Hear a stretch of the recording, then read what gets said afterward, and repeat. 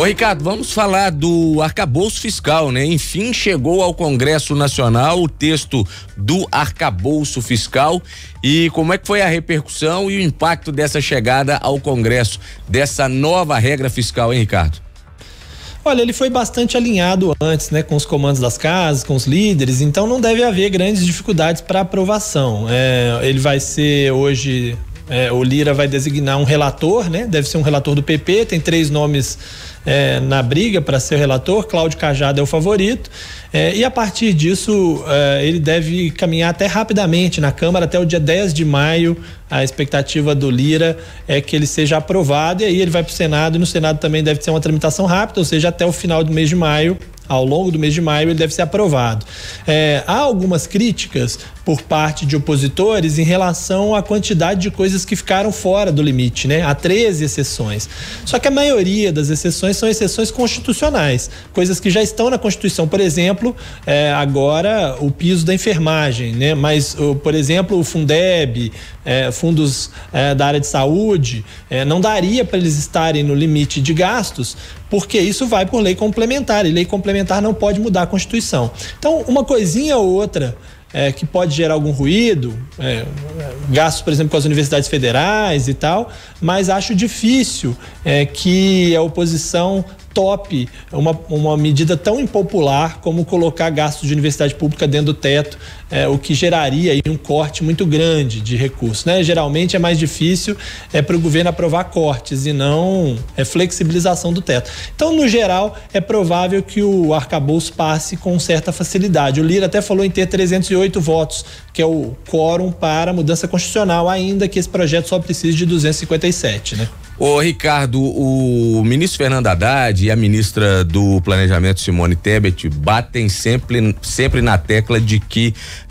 é um texto, é um arcabouço e é uma regra fiscal crível, né? Que pode ser executada. Outro dia, aqui no Café com Política, em entrevista exclusiva a Thalita Marinho, o deputado federal Eduardo Bolsonaro, do PL de São Paulo, disse que o arcabouço ele não condiz com a realidade, né? Todas as análises feitas pelo ministro Haddad vão contra as análises que estão sendo projetadas para o cenário econômico.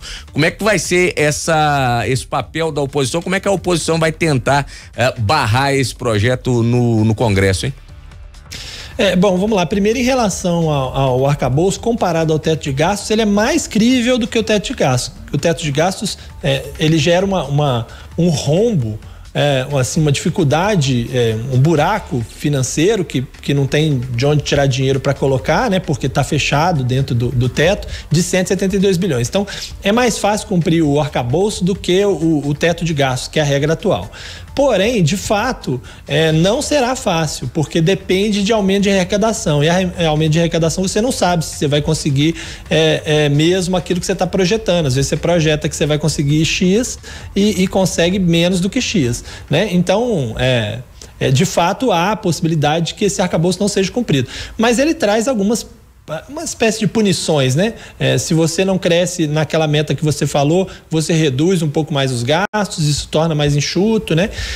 Eu acho, são metas ousadas e acho que o mercado está dividido quanto a isso, né? Precisa ser uma análise muito mais econômica para avaliar isso, mas acho que a oposição está no papel dela, de apontar ali os problemas dentro desse arcabouço, né? Ô Ricardo, bom dia pra você. Boa quarta? Hoje é quarta, né, gente? Boa quarta-feira.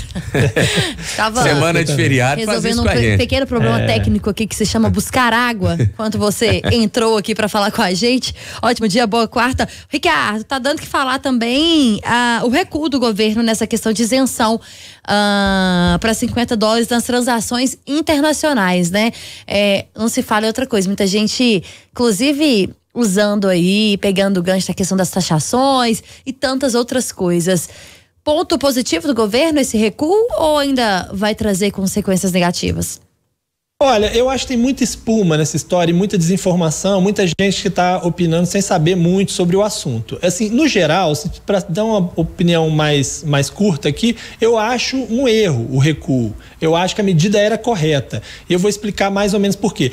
O governo hoje não existe isenção para comércio eletrônico internacional. Então, se a pessoa compra dessas gigantes asiáticas e estava obtendo isenção, na verdade isso estava se dando porque em algum momento estavam fingindo que o outro vendedor era uma pessoa física, sendo que ele era uma pessoa jurídica. Então já não existe para comércio eletrônico uma regra. O que acontecia é que essas empresas burlavam a regra de certa forma para não pagar impostos e as pessoas aqui pagavam menos. A mudança da isenção seria para evitar essa porta, para que essas empresas não tivessem essa oportunidade.